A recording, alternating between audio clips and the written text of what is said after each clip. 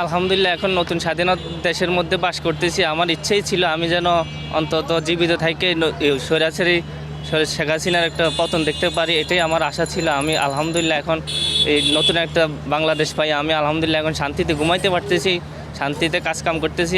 যারা বলতেছে আগে ভালো ছিল, তারা আগে চাঁদাবাজি করে খাইতো, এখন কিনে খাচ্ছে, তাদের কাছে এখন ভালো লাগে না।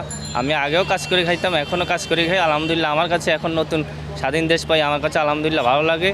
এখন নতুন এই স্বাধীনতার বয়স চার মাস, আলহামদুলিল্লাহ এখন গুম খুন দর্শন অনেকটাই কমে গেছে।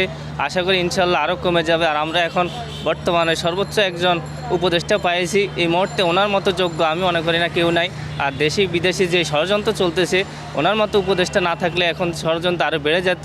তারপরে আমি ভারতকে বলবো, যেভাবে ওনারা ষড়যন্ত্র করছে একজন ব্যক্তির জন্য, একজন দলের জন্য, এটা কোনোভাবেই ওনাদের কাম্য না। ওনারা এটা পলিটিক্যালভাবে বুঝতে পারতেছে না, বা ওদের শিক্ষার অভাব আছে বলেই ওনারা একজন দল আর একজন ব্যক্তিকে বাঁচানোর জন্য পুরো 18-20 কোটি মানুষের বিরুদ্ধে দাঁড়ায় গেছে।